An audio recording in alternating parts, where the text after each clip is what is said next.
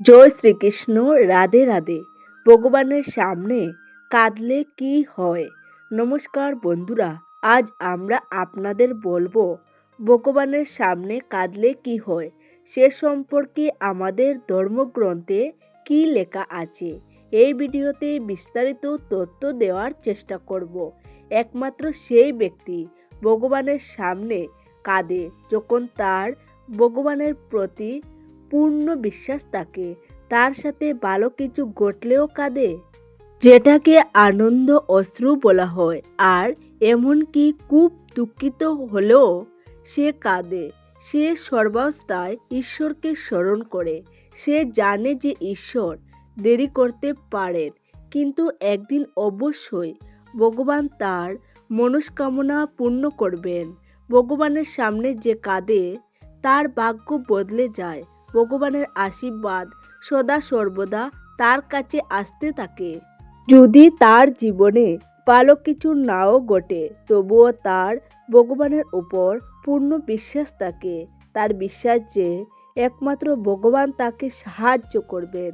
সে প্রতিটি দুঃখে ভগবানকে স্মরণ করে এবং সুখেও ভগবানকে ভুলে যায় না।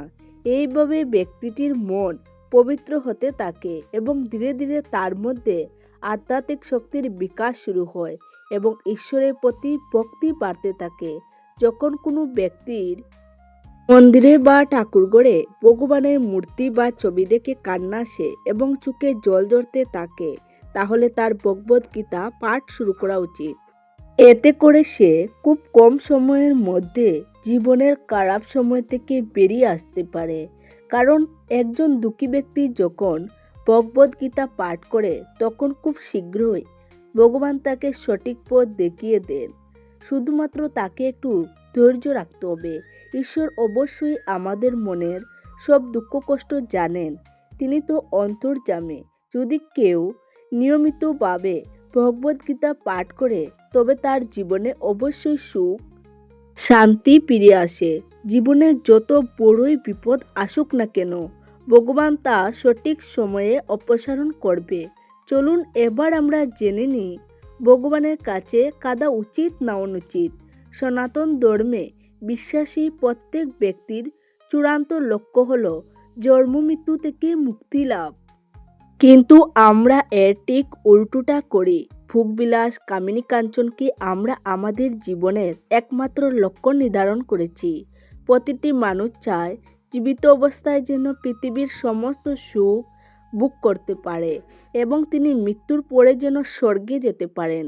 তাই জীবিত অবস্থায় সমস্ত সুখ লাভের জন্য ঈশ্বরের কাছে প্রার্থনা শুরু করে।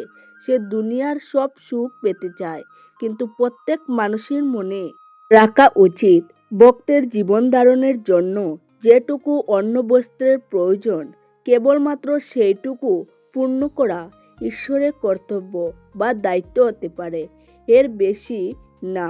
আমাদের ভোগ বিলাসের সমস্ত ইচ্ছা পূর্ণ করা ওনার দায়িত্ব নয়। আমরা যদি আমাদের অনেক ইচ্ছা পূরণ করতে চাই, তবে আমাদেরকে সেই অনুযায়ী কাজ করতে হবে, পরিশ্রম করতে হবে। ভগবানও এই পৃথিবীতে মানুষরূপে জন্ম নিয়েছিলেন এবং জীবন যুদ্ধে অনেক সংগ্রামের মুখোমুখি হয়েছেন। আমাদেরকে দেখিয়েছেন কিভাবে আমাদের জীবনযাপন করা উচিত। এই পৃথিবীকে বলা হয় মৃত্যুলোক, কারণ এখানে একটা জীব বিভিন্ন প্রজাতি বিভিন্ন জুনিতে এখানে একটা জীব বিভিন্ন প্রজাতি বিভিন্ন জুনিতে জন্ম নেয় এবং মারা যায়। এখানে 84 লক্ষ প্রজাতি 84 লক্ষ জুনি রয়েছে, যার মধ্যে মানুষ সর্বশ্রেষ্ঠ প্রজাতি, সর্বশ্রেষ্ঠ জুনি। অনেক কষ্টের পরে এবং অনেক জুনিতে বিচরণ করার পর ভগবানের কৃপায় মানুষ জন্ম পাওয়া যায়। খাওয়া দাওয়া এবং বংশবিস্তার তো পশুরাও করে থাকে, কিন্তু মানুষের জন্ম অনেক গুরুত্বপূর্ণ শিক্ষার জন্য। আমরা এই পৃথিবীতে মজা করার জন্য জন্মগ্রহণ করিনি। একজন মানুষ এই পৃথিবীতে তার ভালো বা খারাপ কাজের ফল ভোগ করার জন্য জন্ম নেয়। আর যে ব্যক্তি সেবা দান, ভালো কাজ করবে এবং শুদ্ধ চিত্তে ভগবানের ভক্তি করবে, সে ভগবানকে লাভ করবে। যে ব্যক্তি অন্যের কোনো ক্ষতি করে না, সে তার কঠোর পরিশ্রমের মাধ্যমে নিজেকে এবং তার পরিবারকে পালন করে কোনো পশু পাখিদের কষ্ট দেয় না, সেই ব্যক্তি ঈশ্বরকে লাভ করে। তবে এর অর্থ এই নয় যে কেউ আপনাকে আক্রমণ করছে এবং আপনি তা নীরবে সহ্য করছেন। ঈশ্বর সঙ্গে এটাও বলেছেন, যদি কেউ আপনার সাথে অন্যায় করে তবে তার প্রতিবাদ করুন। অন্যায় সহ্য করা উচিত নয়। ভগবান শ্রীকৃষ্ণ অর্জুনকে কুরুক্ষেত্রে যুদ্ধ করার পরামর্শ দিয়েছিলেন এবং বলেছিলেন, কাপুরুষের মতো জীবনযাপন করবেন না। যদি আপনার সাথে কোনো অন্যায় অবিচার হয় তবে তা মেনে নেওয়া কাপুরুষের লক্ষণ। যে ব্যক্তি সৎ জীবনযাপন করে সে ঈশ্বরের কাছ থেকে বিশেষ আশীর্বাদ পেতে শুরু করে। ভগবানের কাছে কিছু না চাইতেই সব পেয়ে যায়। ধীরে ধীরে তার সব সমস্যা কমতে শুরু করে।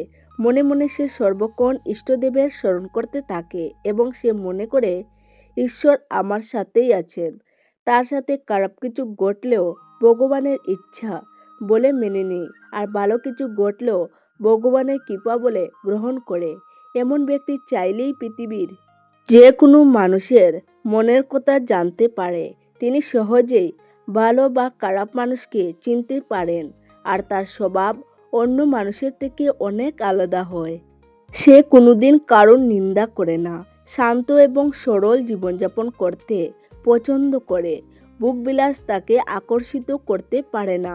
সে শুধু ঈশ্বরকে তার জীবনযাপনের সামান্য কিছু চায়, যাতে তার পরিবার সুখী হয়। সে ভুল পথে রোজগারের কথা চিন্তা করে না। সে অসৎ ও প্রতারণার পথ ত্যাগ করে। প্রত্যেক মানুষ অবশ্যই তার ইষ্টদেবকে প্রার্থনা করে, আর যখন সে মন্দিরে যায় অথবা সে যখন ঠাকুরঘরে ঈশ্বরের উপাসনা করে, তখন তার মনে অনেক ধরনের ভালো মন্দ চিন্তা আসে এবং সে তখন নিজেকে কন্ট্রোল করতে পারে না, আর কান্না এসে যায়।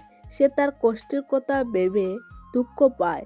সে তখন চোখের জল আর থামাতে পারে না। তিনি ঈশ্বরের সামনে কাঁদতে শুরু করেন এবং এইটা একটা শুভ লক্ষণ, কারণ আপনি ঈশ্বরের কাছে আপনার দুঃখের কথা বলছেন। অন্যদের কাছে বললে আপনার সাহায্যের বিনিময়ে আপনার কাছ থেকে অনেক কিছু পেতে চাইবে এবং আপনাকে সারা জীবনের জন্য প্রতিদানের বোঝা বইতে হতে পারে। দুঃখের সময় ভগবানই কোনো না কোনো রূপে আপনাকে অবশ্যই সাহায্য করবে। তাই আমাদের উচিত কেবলমাত্র ভগবানের কাছে নিজের দুঃখের কথা বলা, এবং আপনিও ঈশ্বরের সামনে কাঁদতে পারেন, কারণ তিনি আপনার কষ্ট বুঝবে এবং অন্য লোকেদের মতো আপনাকে নিয়ে মজা করবে না। ঈশ্বর আমাদের দুঃখ দূর করে দিবেন। আপনার জীবনে যত বড়ই সমস্যা আসুক না কেন, আপনি সেটা ঈশ্বরের কাছে বলুন, আর আন্তরিকভাবে প্রার্থনা করলে জীবন অলৌকিক চমৎকার দেখতে পাবেন। ধর্মীয় বই পড়লে মন শান্তি পাবে। আপনার সমস্ত উদ্বেগ শেষ হতে শুরু করবে। সমস্ত চিন্তা দূর হয়ে যাবে। এই পৃথিবীতে ভালো মন্দ সব ধরনের মানুষই আছে, আর যখন আমাদের ভালো দিন আসা শুরু হয় তখন ভগবান ভালো বন্ধুও দেয়। বন্ধুরা, এতক্ষণ ভিডিওটি দেখার জন্য আপনাকে অসংখ্য ধন্যবাদ। ভগবানের কাছে প্রার্থনা করি আপনারা ভালো থাকুন, সুস্থ থাকুন এবং ভগবানের প্রতি মনোনিবেশ করুন। আশা করি ভিডিওটি আপনাদের সবার ভালো লেগেছে। যদি আপনাদের ভালো লেগে থাকে তাহলে লাইক করুন এবং আপনার বন্ধুদের সাথে শেয়ার করুন। আপনি যদি ভগবান শ্রীকৃষ্ণের প্রকৃত ভক্ত হয়ে থাকেন তাহলে অনুগ্রহ করে কমেন্ট সেকশনে জয় শ্রীকৃষ্ণ লিখে অবশ্যই কমেন্ট করুন। তো আজকের ভিডিও এই পর্যন্ত। দেখা হচ্ছে একটি নতুন ভিডিওতে।